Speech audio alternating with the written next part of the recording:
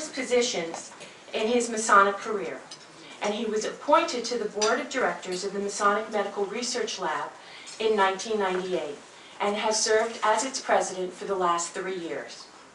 Please welcome my husband, Dr. Anthony Bocabella.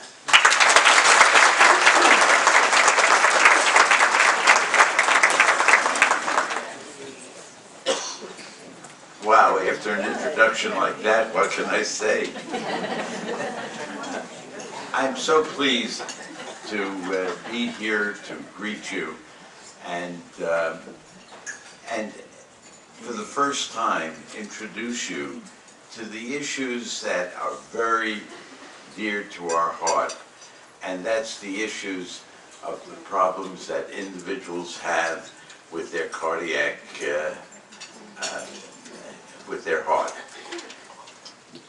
We're a laboratory that was developed in the state of New York by a grandmaster who had a vision, and the most worshipful Elliot, in his inauguration of the laboratory, said something that has been a key to the direction that this laboratory has taken.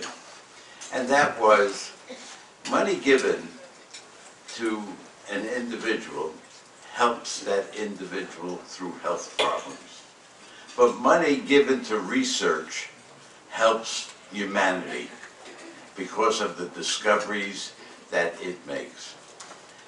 Our laboratory, developed in Utica by the Grand Lodge of New York, was developed some almost 53 years ago.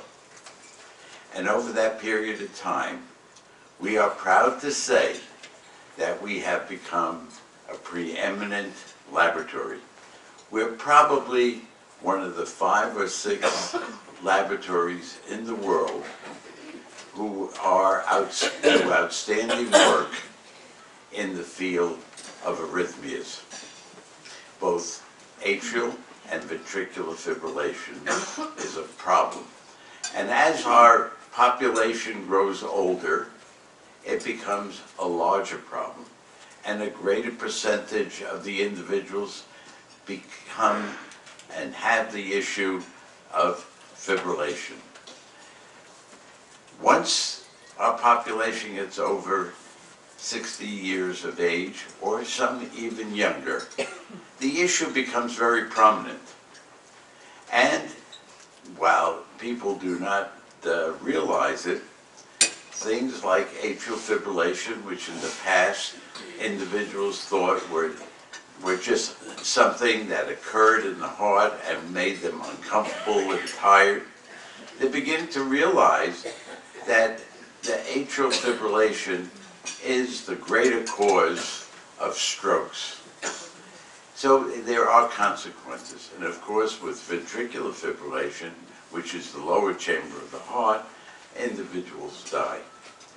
Our laboratory has been working, and we have made a number of significant discoveries. And you'll hear our Director of Development talk about the research we're doing, so I'll not go much further, other than to say that we're a laboratory that represents the Masonic tenets. When we present our papers, we talk about the fact that we are a Masonic organization from the state of New York. We talk about it in our publications. We list it. So that we, in the field of science, have become very well known. And we're known as an organization that is the face of Masonry. And we're seeing that more and more Masons are embracing the fact that the goodwill that we get from the work that we're doing, where we're saving lives, and has really helped us say, this is what Masonry does for the world.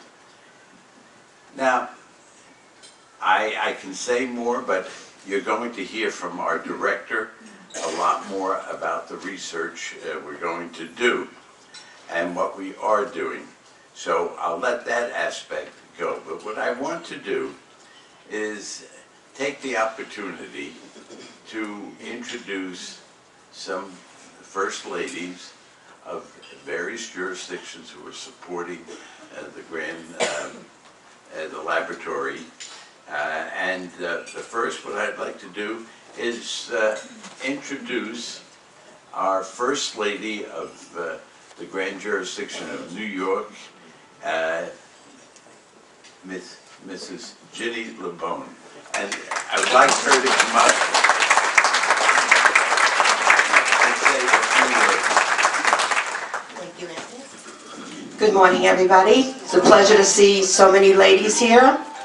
I just wanted to welcome you all, and I would like to introduce our Grand Line ladies who are with us on this trip. I'm very proud of them. They travel with me all over the country. A lot of you know them. The first one is Jane Krupp. She's our Deputy Grand Marshal's wife. Barbara Savinsky, our Grand Secretary's wife. MOV013, our Grand Marshal's wife. I mean, most of you know Bob. And I'm proud to introduce Gail Sullivan, who is our Deputy Grand Master's wife. Thank you very much, and I hope you enjoy the program. Thank you.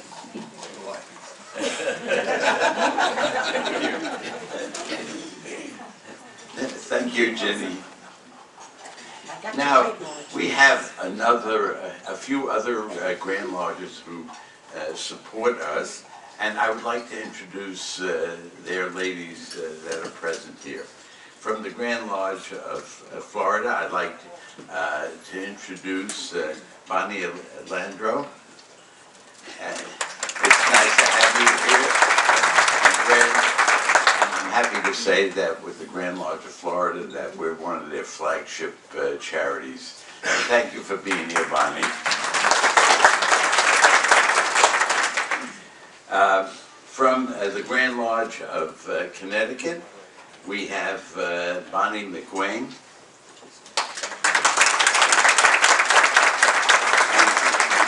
And Deputy Grandmaster's wife, Chris Arissano.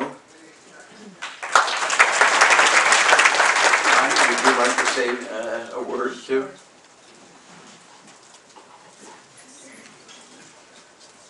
Thank you. As you just heard, my name is Bonnie McWayne. My husband, Jim McWayne, is the Grand Master this year in the state of Connecticut. When Anthony and Ron asked me to speak last night, I said, well, what would you like me to speak about? And Anthony said, well, just speak from your heart. And I thought that that was pretty appropriate when we're talking about the Cardiac Research Institute. I have to give Barbara Camp, Ron's wife, the credit for this breakfast this morning, because I know that she was the one who said to Ron, if you want to get better awareness of the MMRL, you need to talk to the ladies that are behind the Masons about this. And so that's why we're here. And as a part of that, I can say that this was an outstanding turnout that was not expected for this breakfast. There are about twice as many people here as had been originally planned for. So I know they are all very glad that you were able to come. And to that point, I would like to say that yesterday, when I overheard conversations of ladies talking about, well, what are you doing tomorrow? It wasn't that they were going to be attending the ladies' breakfast this morning. It was about that they were going to be listening to a presentation on heart disease. And it wasn't about the food, it was about the education. And I think that that is to Barbara's point about we need to educate the ladies behind the Masons. As you have already heard, the Grand Lodge of New York has been involved in the Masonic Medical Research Lab since its very beginning and when it was dedicated 53 years ago. And Florida has been a supporter of MMRL for the last 17 years. Jim and I first heard about the MMRL 2 years ago when we were at this conference in Virginia, and we talked with Ron, we met Ron, we went to the breakout session for the Masons, and we walked out of that room saying, why have we not heard about this before? And I think that what happened with us is that we really wanted to learn more about the MMRL, so we were invited to come to Utica. And we met with the staff, and we had conversations with all of the people involved with the MMRL, and my husband Jim came away from this saying, this is what I want Connecticut to be focusing on. This is something that we need to bring to Connecticut. He was looking for the right initiative to support his Grand Master's Freemasons appeal. Not something beyond what we were doing with our care for the elderly, which was helping one person at a time, but doing something that Connecticut could be noted for that would be helping humanity. Something that could be a signature charity for Connecticut that would say, oh yes, Connecticut, they support the Masonic Medical Research Laboratory as their Grand Lodge charity. To that end, you all, I think, are going to be learning very much this morning and coming away from today's meeting saying, boy, I never knew about that either. We found that, oh, I'm very sorry. Don't take care of it, Bonnie. You just go about doing what you're doing. Sorry about that. To that end, our neighboring state of Massachusetts became aware of what we were doing in Connecticut, and Massachusetts has joined in supporting the Masonic Medical Research Lab. I think the only other thing I'd like to say to you is that women are generally the individuals that are overseeing the health care within our families, and that we as supporters of the Masons in our lives need to be aware that there's something that maybe we could bring to the table to our Masons and share with them what's going on with the Medical Research Laboratory in Utica, New York. It's some outstanding information that you're going to be a part of hearing today, and I hope you will share it with the Masons in your lives. Thank you. Thank you, Bonnie. Thank you very much. We just recently had another jurisdiction joining and to support the Masonic Medical Research Laboratory, and that's the Grand Lodge of Massachusetts. And I would like to ask Sandy Corbett, the First Lady of Massachusetts, to stand up, please, and be recognized. Would you like to say a word?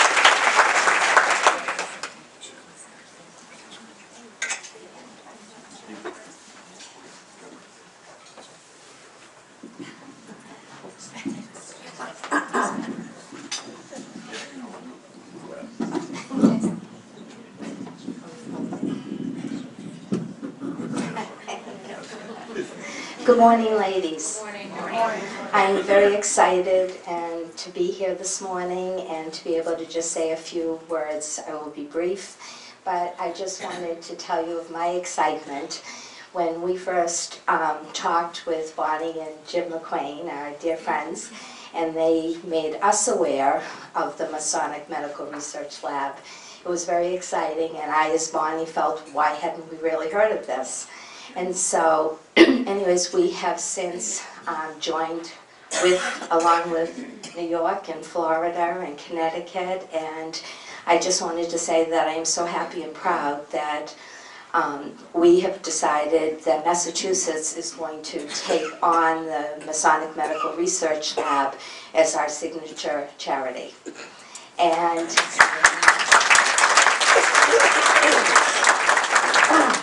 I encourage all of you ladies out there to do the same.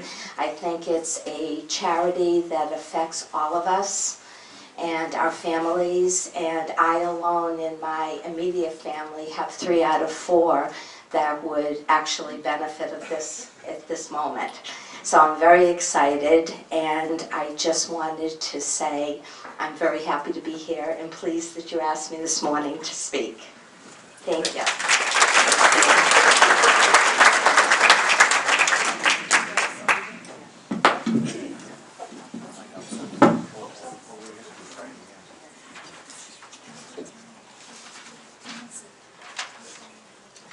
Well,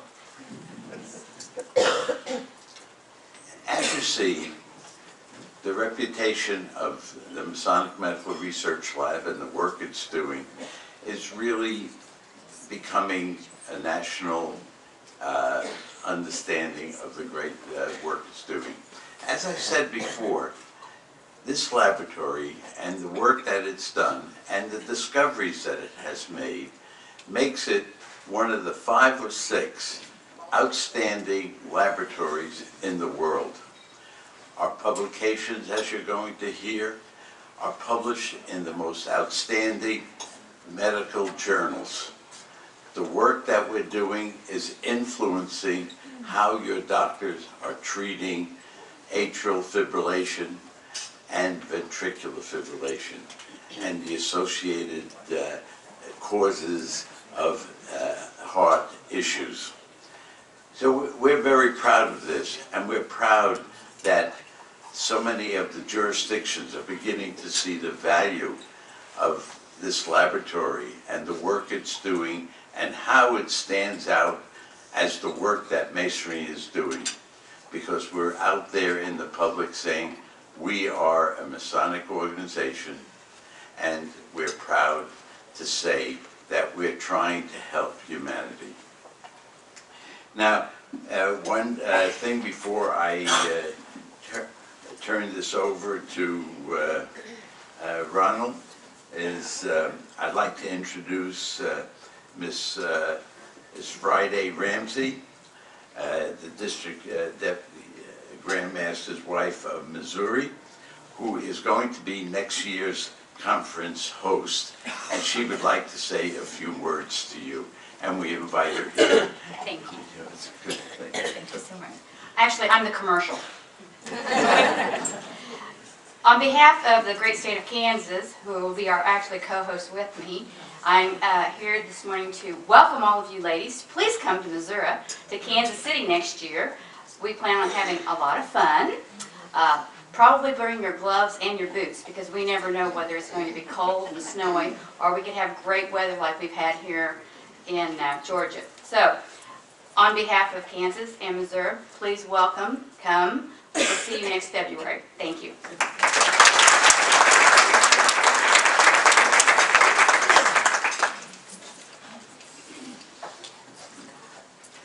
Thank you. Thank you very much. And we look forward to being in Missouri next year. I'm sorry that I'm not of the female, because this really is an event for women. We find, you know, and you've heard this before, I know, that your husbands say that women are so important to what we do. And that is absolutely true. I have to tell you that the work I do in Masonry, my wife's a partner in it. And if it wasn't for her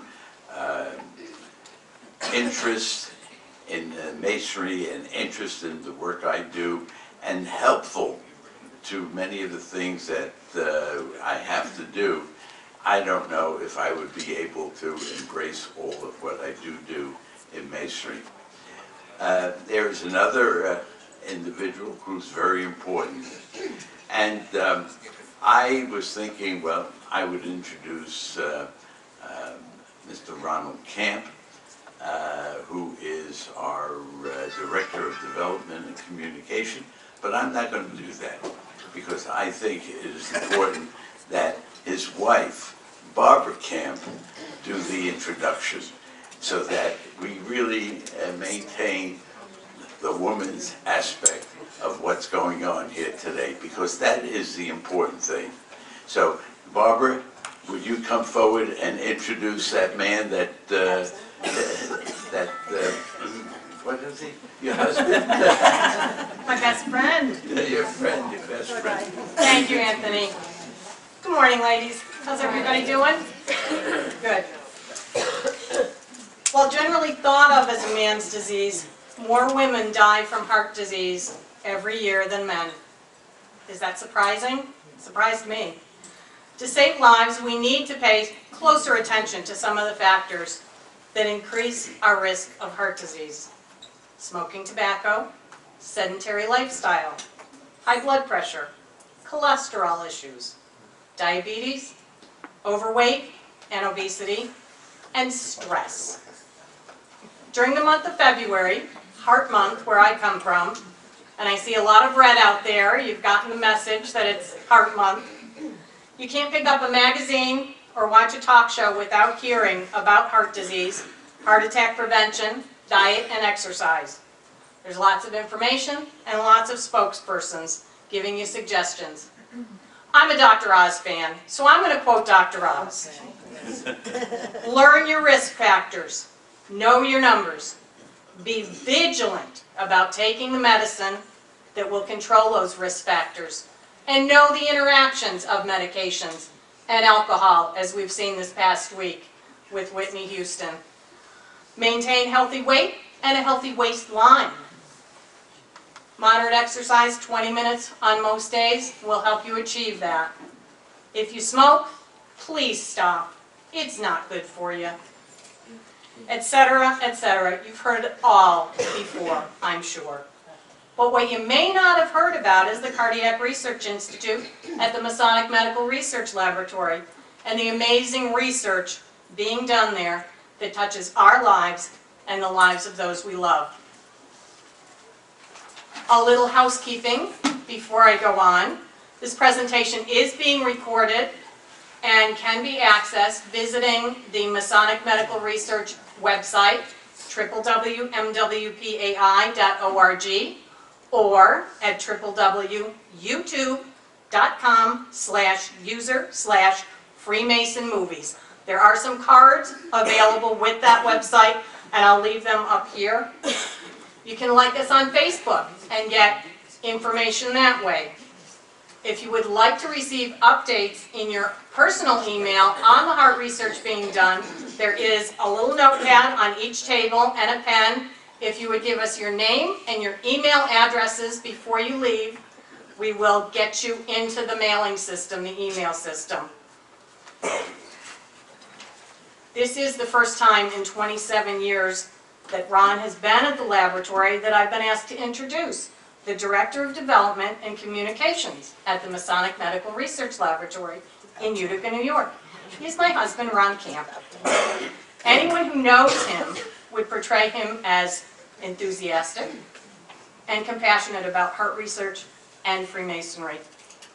He's considered a colleague, a brother, and a friend by Dr. Charles N. Celovich, the Executive Director at the MMRL, and by the entire staff and Board of Directors of the Masonic Medical Research Laboratory. Ron is in a very, very lucky position. He works for the craft he loves, and he loves his career, as anyone who has spoken to him will know.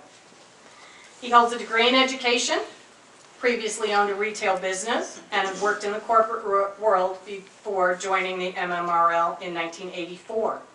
Very unusual to find a director of development that has his whole career in one location. And it's because we love it so much.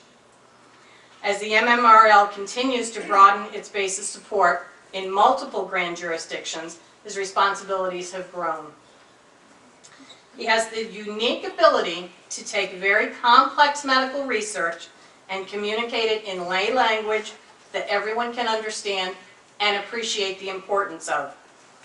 He's honored to represent Freemasonry and has developed many close and personal relationships with the brethren at all levels and stations around the world over these many years. We have been so pleased and so proud to be able to represent the research being done here. Ladies, this is the man who makes my heart sing, Ron Camp.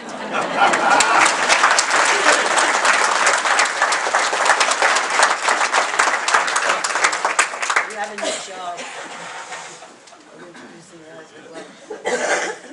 We got a little technical, there we go. Super. Thank you. Good morning, ladies. That's quite an introduction that I got there. I sincerely appreciate it. Barbara and I have been married, be 38 years this year. She is my partner. She is my best friend. And the best decision I ever made outside of joining the MMRL and Freemasonry. Your job right now. We have a couple brethren. We've introduced so many people. Let me quickly, our Grandmaster New York's joined us, Vincent LeBone. Brethren, come right in for a moment. Grandmaster Florida, James Harris. Deputy Grandmaster, George Aladro. Morning, ladies. Junior Grand Warden, at the moment, Jim Ford. Morning. Excuse me, in the back, I'm looking back here. Grandmaster Dick Stewart, wonderful Grand Lodge of Massachusetts. Deputy Grandmaster Gary Arsenault from Connecticut. Thank you very much. Ladies, I'm well aware that the mind can absorb only what the seat can endure. And I know you've been waiting for this moment. So let me quickly say that since our founding in 1958, diverging from the beaten path to find the undiscovered has been and continues to be our hallmark. We definitely believe in the mission of conducting high-quality medical research necessary for the development of the cures and treatments of tomorrow. The laboratory is also committed to providing education and training to scientists and clinicians who would help us perpetuate the fight against heart disease. I am definitely honored to work with Dr. Bocabella, our board president, our board of directors, and most importantly, our dedicated staff of men and women who have the resolve and the conviction to guide us in the search for the answers to help us defeat heart disease. In the next 20 minutes or so, I hope that I can provide to you in some small way an appreciation and an understanding of the role of our research and what it plays in improving the quality of life not only for us, but for our children and the generations to come. The ability to understand the electrocardiogram or the ECG is critical in the diagnosis of a heart attack, as critical as the treatment of the disease. Electrical instability of the heart can lead to a cardiac arrhythmia, which broadly defined is an irregular or uneven heartbeat that can be brought about by instability or impairment of the electrical pathways of the heart. Cardiac arrhythmias can happen during a heart attack, and they can be the immediate cause of death during a heart attack or immediately thereafter. The legacy of our scientific breakthroughs has helped to generate new heart medications, develop diagnostic procedures, has aided in the advancement of life-saving technologies such as the pacemaker, the implantable cardiodiverter defibrillator known as an ICD, or the AED, which is the automatic external defibrillator. Our discoveries, along with those of other laboratories and colleagues worldwide, has helped to reduce the numbers of mortality by 25% in the last decade. Yet heart disease still remains the #1 killer. Excuse me, I'm looking for my... There it is. I found it. Heart disease, ladies, we already know it's the #1 killer of men and women.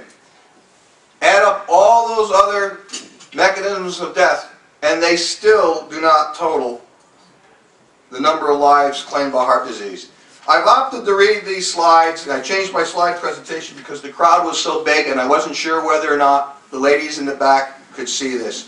I might add, if anybody has a cell phone, if you wouldn't mind turning it off or putting it on silent, that would be nice as we go through. Heart disease accounts for 38% of all deaths. 14 million Americans are afflicted with heart disease. Over half of them are women. Cardiovascular disease is the leading killer of women in the United States, accounting for 1/3 of all deaths in the U.S. Please note, cardiovascular disease claims more lives than breast cancer, ovarian, or cervical cancers combined. 1.5 million Americans experience a heart attack every year. 1/3 die soon after. 435,000 women experience heart attacks. In that amount, over 250,000 died soon after, so accounting for 52% of all mortality deaths from heart disease. And in the majority of those ladies, they never experienced a previous symptom. And as we're going to learn in a little bit, women present atypical signs of heart disease which are different from men. Chest pressure or tightness, we both, men and women, see. Shortness of breath without chest pain, more prominent in women than men. Aching or burning in an upper jaw, shoulders, back, neck, throat, jaw. Women present more than men.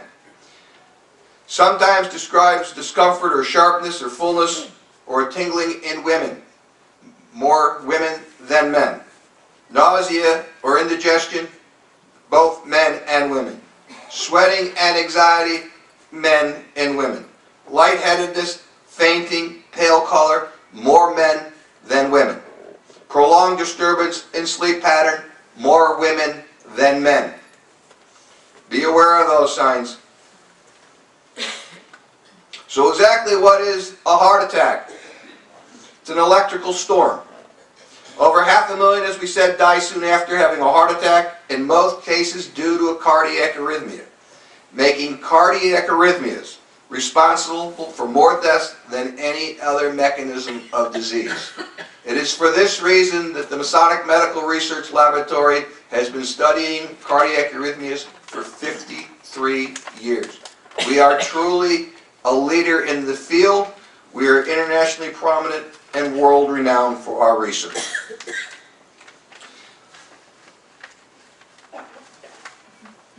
Let's talk about some specifics if we can for a moment. What is a stroke? A stroke